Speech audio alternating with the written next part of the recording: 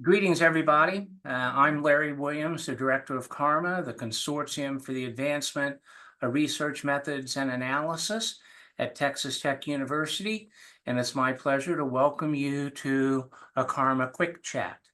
You may know that we use our quick chats as a way of getting to know and helping our community know more about the great scholars who contribute to our program's offerings. And today it's my pleasure to be chatting with Jose Molina-Azorin from the University of Alicante. And the reason we're chatting with Jose is because in a couple of weeks, on September the 20th, he will be giving a CARMA webcast lecture on mixed methods. And that day, we will actually be offering two lectures. Jose's is the earlier lecture that starts at 9 a.m. Eastern Time in the US. And we take that earlier start time as a way of increasing accessibility to the important members of our community that are in the Eastern Hemisphere. So, Jose, it's great to get the chance to chat with you. We're honored to have you participate in our webcast program, and we're particularly excited to bring the content of mixed methods more to the front in our program offerings. So you are Dr. Jose, and so I want to start by asking, how is it that you became a PhD and a professor? What were the forces that shaped you to choose this particular career path? Okay, thanks, Larry. First of all, thanks for your invitation to participate in the webcast lecture. Well, I studied here in my university, in the University of Alicante, a degree in business administration. At this moment, 30 years ago, the main subjects, the main courses in this degree related to business were about accounting. There are other topics, other courses, other subjects about economics, about econometrics, mathematics, but the main subjects about business, in my case, in my university 30 years ago, was about accounting. Then I thought that a good job for me in the future would be to be an accountant. In fact, when I was finishing the degree, I was working in a company as an assistant in the main accountant. But the important event was that carrying out my military service, I don't know if it's the same name in USA, 30 years ago in Spain, the military service was compulsory. Not now, but 30 years ago, yes. And when I was finishing my military service, I received a phone call from the head of a new department in my university, in the business school, a department of management that needed new faculty members for this new department. And the head of the department asked me if I was interested in working in the department. And here we are. I was starting as an assistant professor, then an associate professor, and now a full professor. And as you know, one of the key events or one of the key moments in our career is our doctoral dissertation, of course. And my doctoral dissertation was about strategy, about strategic management, specifically about strategic groups. And I'm very happy. I'm very happy because I think our job is an excellent job. It's an excellent job about teaching, researching, and this is, in summary, is my journey in the university. Yeah. Well, somewhere along that path or that transition, you got interested in mixed methods research. And you, amongst the group, my sense of, amongst the group of scholars within management who have written about and published on mixed methods in management, you were one of the earliest ones. So what led to your interest in this particular approach? Yes, in my case, my interest in this method was in fact in my doctoral dissertation, at this moment, about 25 years ago. And at this moment, I didn't know anything about these methods. In fact, at this moment, I thought that when you conduct an empirical study in management, you have to choose between either quantitative or qualitative studies. Because at this moment, I didn't know that there is a possibility to integrate, to combine these methods. But in 2 points in my doctoral dissertation, I discovered that it's possible to this combination, this integration. One moment was in the phase of the literature review in my doctoral dissertation, when I found and I read a very interesting article published in the Strategic Management Journal, and the authors are CARMA and Bredenburg, about the relationship between environmental management and firm resources and capabilities. And I remember that this article was a shock for me, because in this article, the authors integrate first a qualitative part through case studies, and next, the second part was quantitative. And it was an article that I like a lot. And in my empirical part of my doctoral dissertation, as indicated in the previous question, my doctoral dissertation was about strategic groups.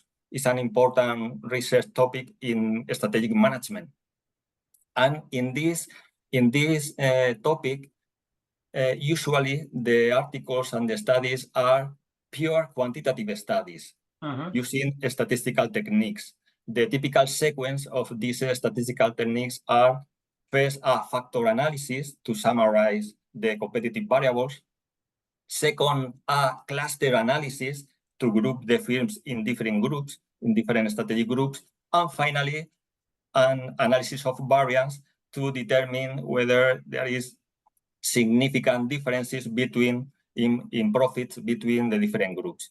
Then the idea or the plan of my doctoral dissertation was a pure quantitative study with these techniques. But I had a problem.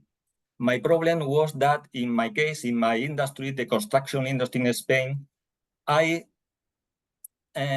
didn't find specific secondary data to study the competitive variables in these companies. And then I had to develop a questionnaire to achieve primary data. But at this moment, I didn't know anything about the construction industry. And then I need to develop a first qualitative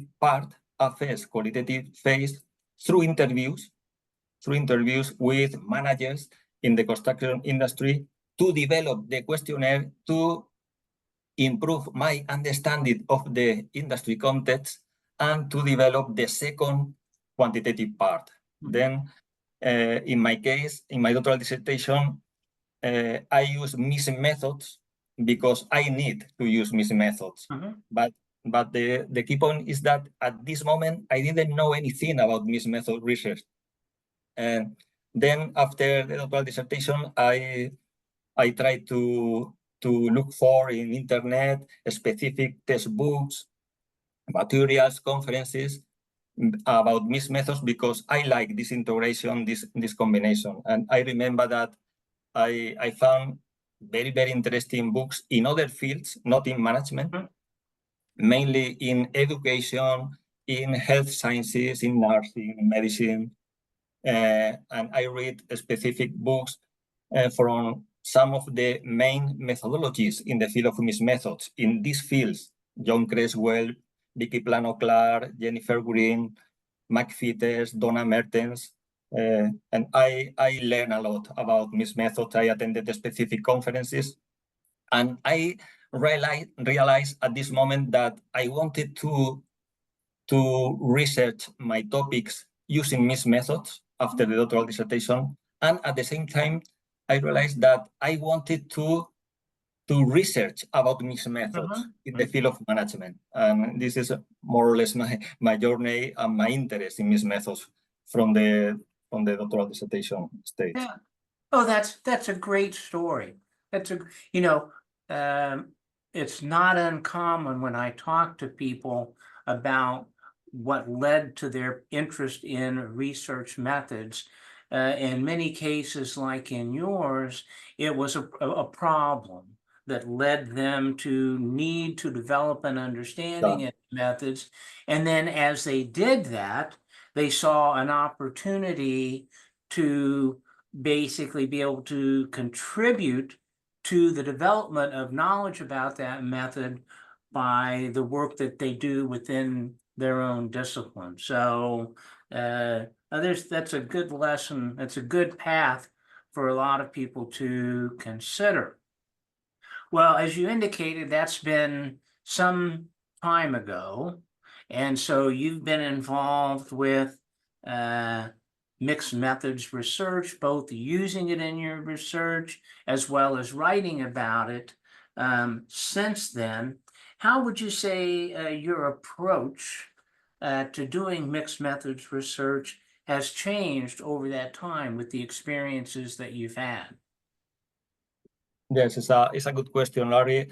I think at the beginning, when I use mixed methods, for example, in my doctoral dissertation, I use mixed methods as an emerging way. It was not planned. It was not predetermined from the beginning. But I think it's very important to design a good mixed method from the beginning. And I think this is the main change from the doctoral dissertation until now, when we, together with my teammates in the research team, when we use mixed methods now.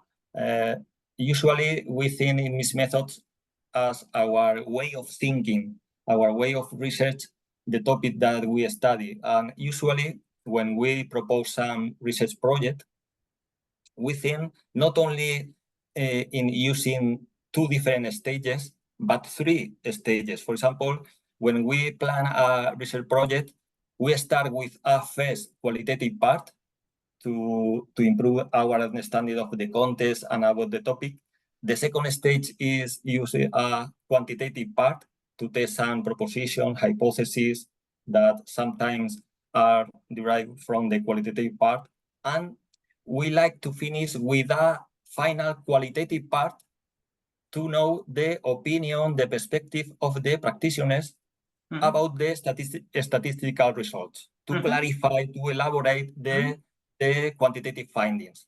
And this is one of more or less the main change from the emerging way in my doctoral dissertation.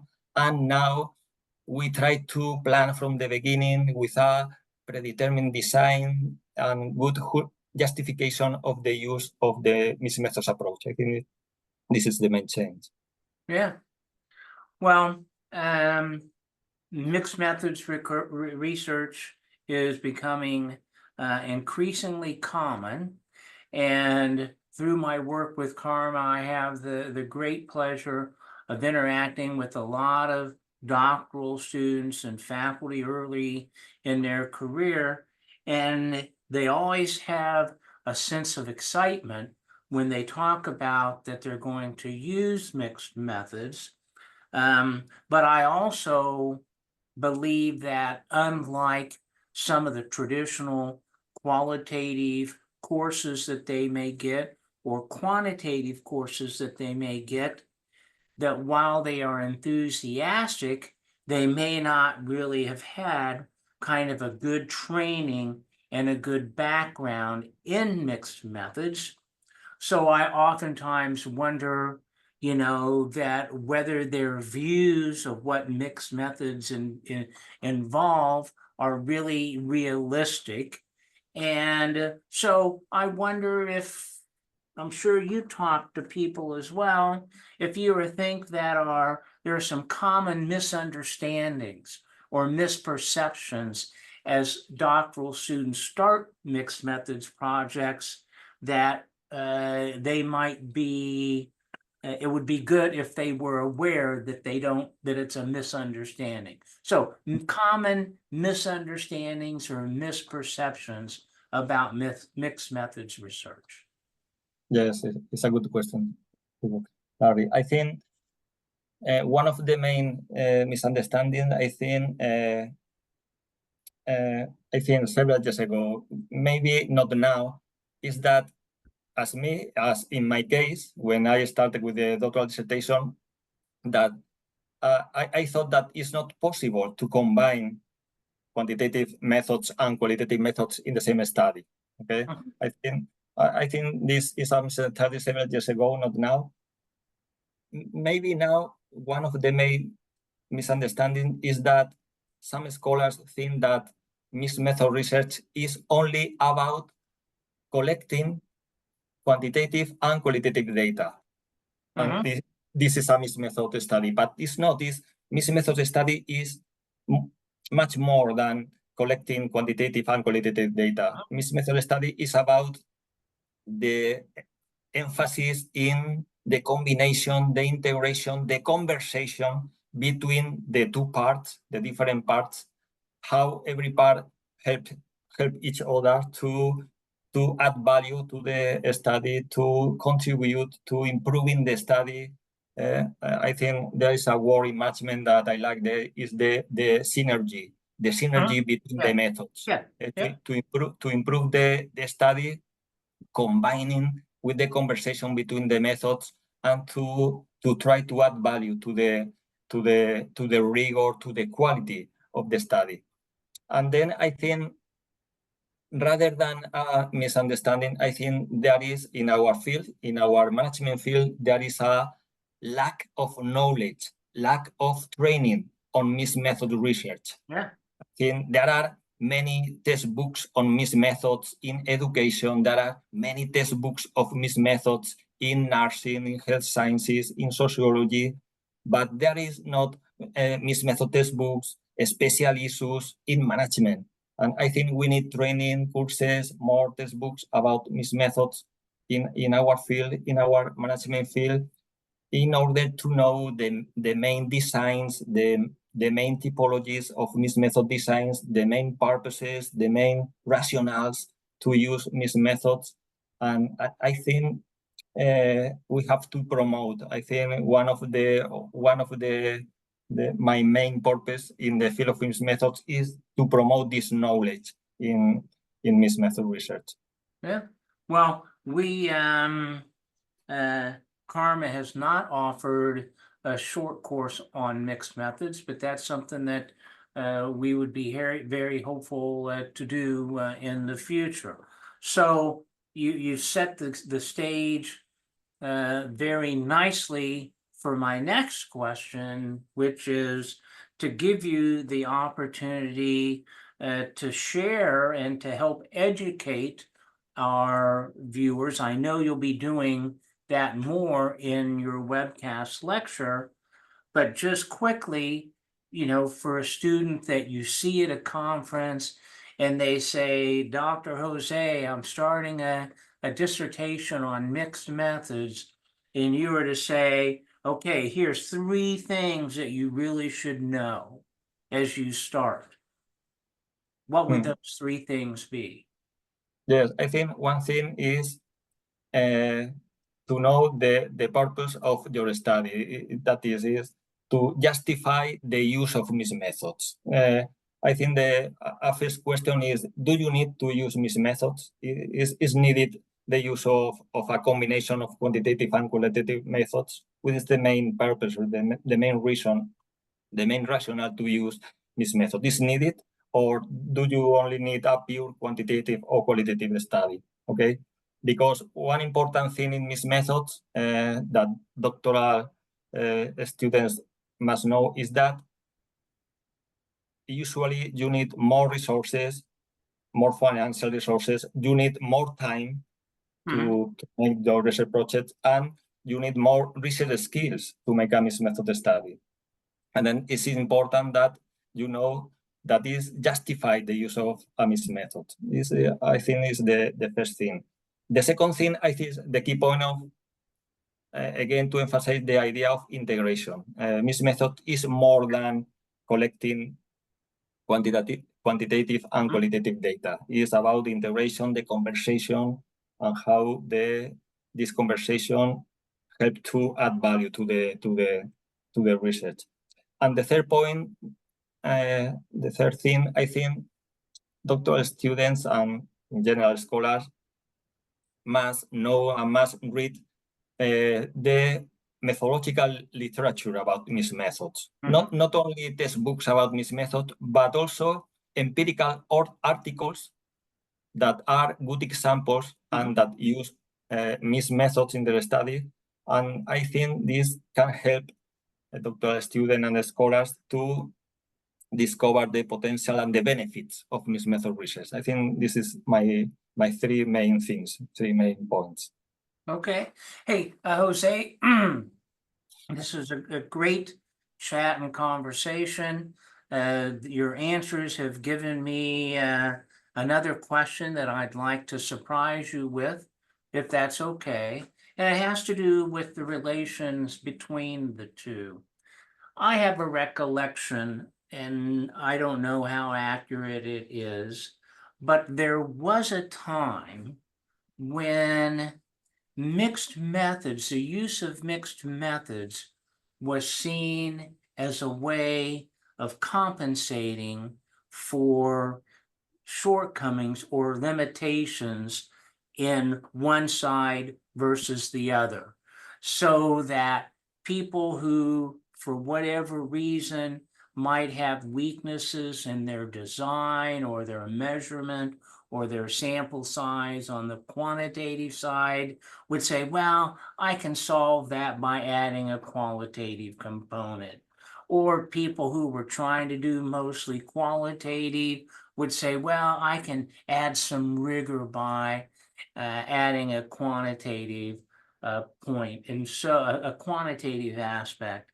And so, whereas I think now the understanding is that if you really want to get the benefits of that synergy, that both studies have to be as strong as if they were operating and standing alone. So do you think there was a time when that was true, and has that changed? Yes, I completely agree with you. Yes, I think this idea of compensation of some strengths and some weaknesses of the two parts is one of the main reasons to conduct MIS method research.